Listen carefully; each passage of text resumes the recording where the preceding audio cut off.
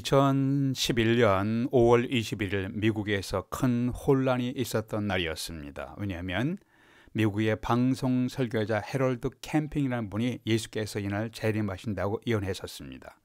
그런데 5월 21일 주님이 재림하시지 않자 사과의 말도 하지 않고 2011년 10월 21일로 예수님의 재림 날짜를 변경했습니다. 주님은 그날에도 재림하지 않으셨습니다. 수많은 사람들이 혼란과 좌절을 경험했습니다. 1843년 세계 종말과 예수님이 재림하신다고 예언한 사람이 제7일 안식교의 창시자 윌리엄 뮬러입니다. 1843년 그리스도의 재림의 예언이 빗나가자 다시 1844년 10월 22일로 예언했지만 다시 빗나가자 극심한 절망과 좌절에 빠지기도 했습니다. 여호와의 증인 창시자 찰스 러셀이 1914년 이방인의 때가 끝남과 동시에 예수께서 재림할 것이라고 주장했습니다. 이것이 빗나가자 예수님의 재림은 육체적인 재림이 아니라 영적인 것이라고 둘러댔습니다. 한국에서 유명한 분이 있었죠. 이장님 목사는 다가올 선교회, 다미 선교회 1992년 10월에 주님이 재림하신다고 주장했습니다. 드디어 10월 28일 밤 0시를 기다렸습니다. 드디어 밤 0시가 지나가고 29일 새 아침이 밝아왔습니다. 1992년 10월 29일에 세상은 그대로 있었고 사람들도 그대로 남아 있었습니다. 큰 혼란과 좌절이 발생했었습니다. 주님의 재림의 예언 사건은 그냥 웃어넘길 사건이 아닙니다. 복음의 진리와 교회에 대한 신뢰감에 큰 손상을 가져왔습니다. 교회와 사회와 가정 모두가 다 혼란과 좌절을 경험합니다. 가정은 파탄이 나기도 하고 어떤 사람은 직장을 무단 이탈하기도 했습니다. 어떤 사람은 가산을 다 처분하기도 했습니다. 휴가 나왔던 군인은 복귀를 거부하고 이탈했습니다. 탈영하는 것이 큰일입니다. 탈영은. 주님 재림에 잘못된 망상에 매달렸던 사람들은 깊은 절망과 좌절을 경험했습니다. 예수님의 재림에 대해서 잘못된 확신과 잘못된 주장을 펴면서 사람들은 물론 사회 전체를 혼란케 하였고, 이런 사건들은 인간의 역사 속에서 계속해서 등장하기도 했습니다. 이 시대를 분별하면서 살기 위해서 주님의 재림에 대한 성경의 가르침을 바로 이해해야 합니다. 언제 오실 것인가, 어떤 형태로 재림하실 것인가, 어떤 영향이 있을 것인가, 이것이 오늘 메시지의 초점입니다. 첫 번째, 언제 오시는가, 재림의 시기에 대해서 성경은 뭐라고 말씀하고 있습니까?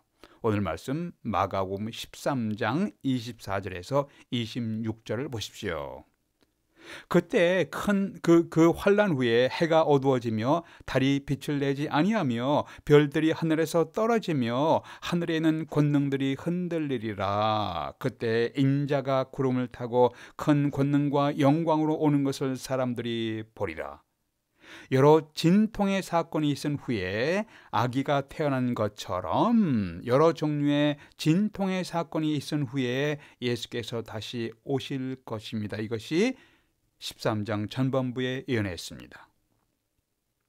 진통인 환란의 날에 어떤 일이 있을 것인가? 그것은 전쟁의 고통이 있을 것이고 기근과 지진으로 인하여 환란이 있을 것을 주님께서 말씀했습니다. 또한 영적인 환란으로 거짓 선지자가 출현하여 사람들을 미혹시킬 것이고 그리스도인에 대한 적대감과 핍박이 계속해서 일어나게 될 것입니다.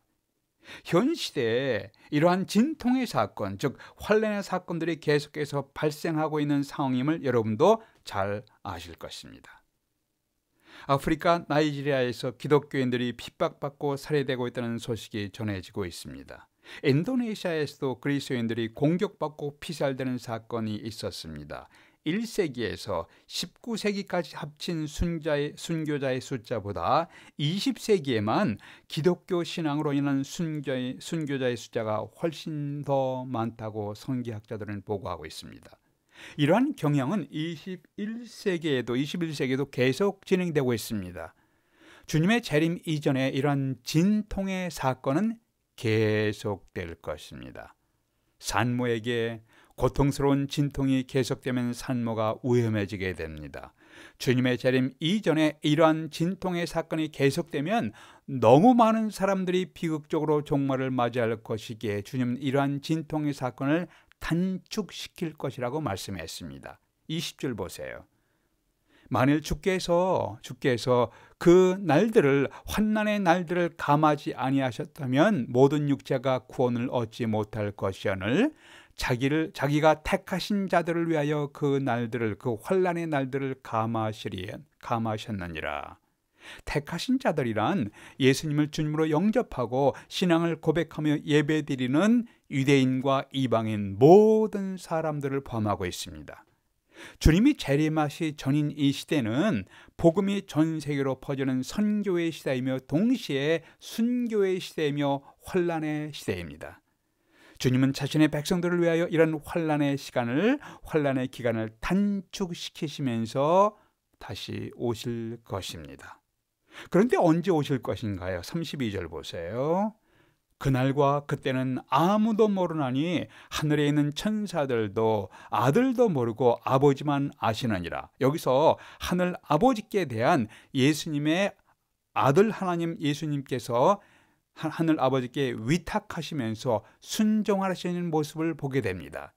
예수님은 자기의 재림의 시기를 정확히 알고 계시지만 자기의 재림의 시기를 모른다고 하신 것은 주님의 겸손하신 성품 나타내고 있습니다. 이것은 자신의 모든 사역을 하늘 아버지의 뜻에 맡기고 위탁하시고 순종하는 종의 모습으로 나타나고 있습니다. 주님께서 재림의 시기를 하늘 아버지께 온전히 위임하셨는데 예수 그리스도를 앞질러서 주님의 재림 시기를 아는 것처럼 예언하는 것은 주님을 앞지르려는 오만한 행동입니다. 주님은 우리가 어떤 극단적인 종말론들 자주처럼 가정을 팽개치고 흰옷을 입고 침묵하면서 기다리는 삶을 원하지 아니하십니다. 이것은 성경적인 삶이 아니에요. 주님께서 우리에게 기대하시는 삶이란 주어진 환경과 삶의 처소에서 복음의 빛을 나타내며 살아가기를 기대하십니다.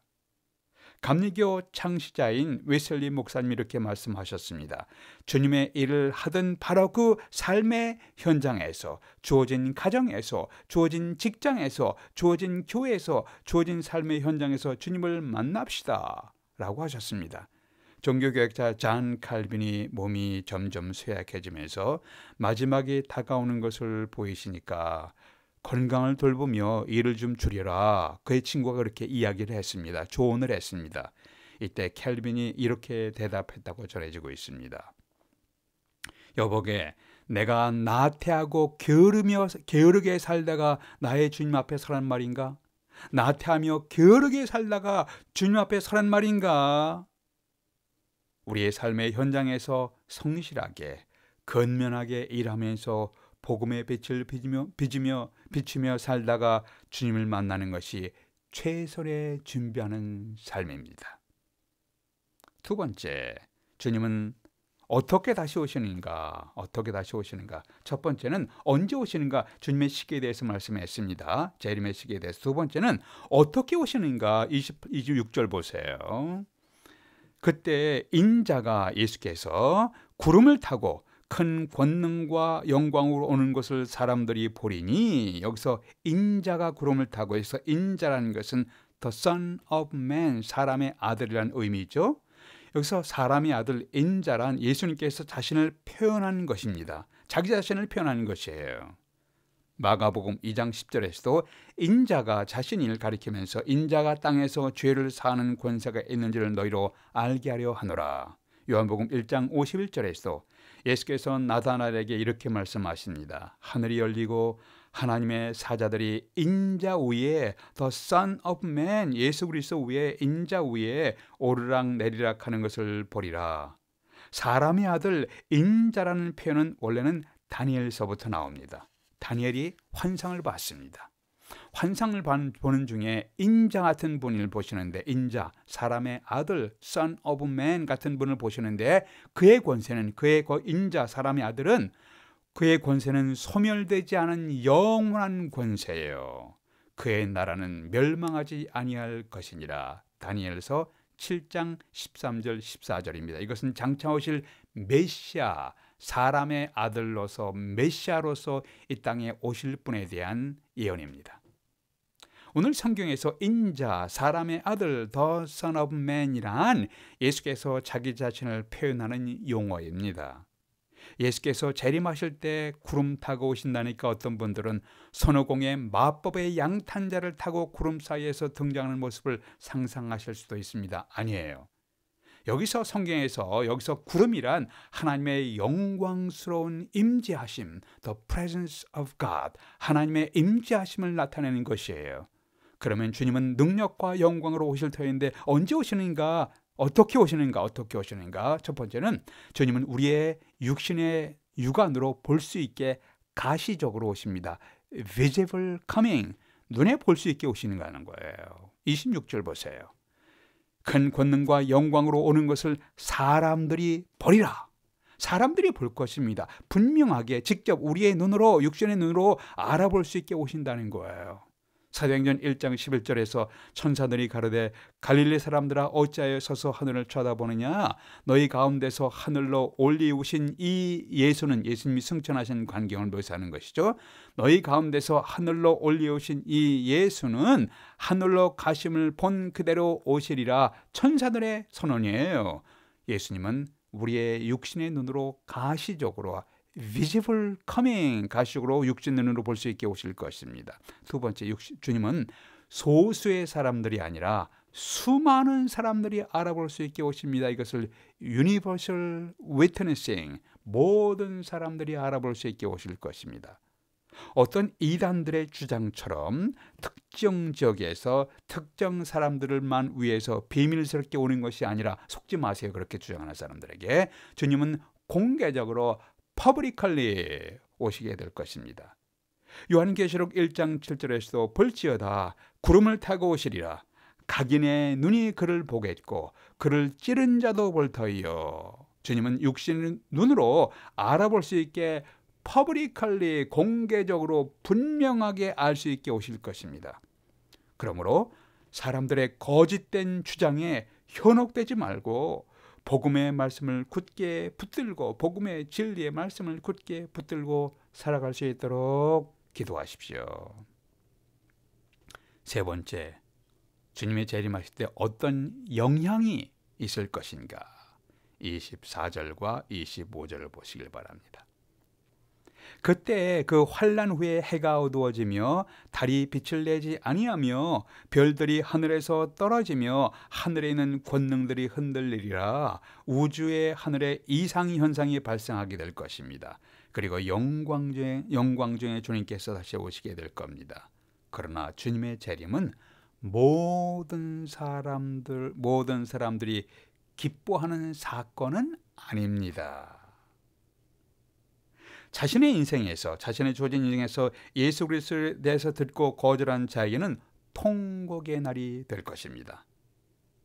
마태복음 24장 30절에서 이렇게 기록되어 있습니다. 그때 인자의 징조가, 메시아의 징조가 하늘에서 보이겠고 그때 땅의 모든 족속들이 통곡하며, 이것은 후회의 통곡이 될 것입니다.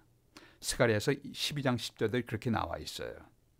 요한계시록 1장 7절에서도 볼지어다 구름을 타고 오시리라. 각인의 눈이 그를 보겠고 그를 찌른 자도 볼 터이요, 그를 거절한 자도 볼 터이요, 땅에 있는 모든 족속이 그를 인하여 애곡하리니 그러하리라. 아멘. 이렇게 기록되어 있습니다. 요한계시록 1장 7절에서 이들은 주님을 거절한 자신의 행동을 후회하며 통곡할 것입니다. 그러나 too late, 때는 너무 늦었습니다. 또한 이들은 절망의 통곡도 하게 될 것입니다. 요한계시록 6장 15절 17절에서 땅에 있는 여러 계층의 사람들이 산과 바위에게 이렇게 말합니다. 우리 위에 떨어지는 보좌에 앉으신 이의 낫 에서와 어린 양의 진노에서 우리를 가리우라. 그들의 진노의 큰 날이 이르렀으니 누가 능히 서리요. 이 말씀은 심판을 피할 수 없는 절망감을 고백하고 있는, 심판이 너무 엄중해서 피할 수 없다는 절망감을 고백하고 있는 것이에요. 예수께서 재림하신다고 하니까 잊어버리셨나? 주무셨나? 하시면서 조롱하는 자들이 과거에 있었습니다. 이렇게 조롱하는 자들이 더 이상 없게 될 것입니다. 예수님의 재림하신다는 약속 무효 아니야? 조롱하는 자들, 비웃는 자들이 더 이상 없게 될 것입니다. 이 부분에 대해서는 베드로후서 3장 3절에서 5절 예수님의 재림에 대해서 조롱하고 비웃는 자들의 모습이 묘사되어 있습니다. 예수님을 믿기로 거절하고 악행하는 자들에게 하나님의 공의로운 심판이 진행될 것입니다. 이때 피할 수 없는 심판으로 인하여 사람들은 절망하며 외칠 것입니다. 후회하며 외치는 자들도 있을 것이고 절망하며 외치는 자들도 있게 될 것입니다. 그러나 예수 그리스도를 주님으로 믿는 자들에게는 축제의 날이에요. 기쁨의 날이에요. 27절 보세요. 그때 그가 천사들을 보내어 자기가 택하신 자들을 땅 끝에서부터 하늘 끝까지 사방에서 모으리라. 추수꾼이 기쁨으로 알곡들을 추수하는 것처럼 주님은 사방에서 성도들을 모을 것입니다. 자신을 메시아여 그리스도로 고백하고 믿었던 성도들을 모을 것입니다. 성도들은 자신의 생명까지 내주신 주님의 사랑, 그 주님이세요. 자신의 생명까지 내주신 우리를 사랑하신 그 사랑의 주님, loving Savior, 사랑의 주님을 만나는 것이에요. 또 그리스도인들에게는 그래서 주님의 재림의 날이 두려운 날도 아니고 기쁨의 날이에요. 무서워할 필요가 없습니다. 기쁨의 날이며 축제의 날입니다. 우리를 사랑하신 주님이 우리에게 직접 나타나시는 날입니다. 성경은 고린도후서 6장 2절에서 보라 지금은 은혜 받을 만한 때요, 보라 지금은 구원의 날이로다. 사람들이 하나님을 알고 하나님과 화평할 수 있는 유일한 길이 있습니다. 그 길은 바로 예수 그리스도이십니다. 인간들이 죄의 형벌의 두려움에서 구원받을 수 있는 유일한 길이 있습니다. 그 길은 예수 그리스도이십니다. 인간들이 죽음과 무덤 속에 갇히는 공포에서 해방될 수 있는 유일한 길이 있습니다. 그 길은 예수 그리스도이십니다. 인간들이 영원한 후회와 고통에서 피할 수 있는 유일한 길이 있습니다. 그 길은 예수 그리스도이십니다. 다른 이로서는 구원을 얻을 수 없나니 천하 인간의 구원을 얻을 만한 다른 이름을 우리에게 주신 일이 없음이니라. 사도행전 4장 12절입니다. 성경은 분명하게 선언하셨습니다. 예수 그리스도는 여러분에게 어떤 분이십니까?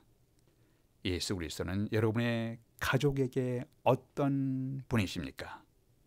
기도하시겠습니다. 아버지 하나님, 저희들은 어수선한 시대에 살고 있습니다. 자연재해가 일어나고 국가들 간의 전쟁으로 인하여 매우 불안한 세상에서 살고 있습니다.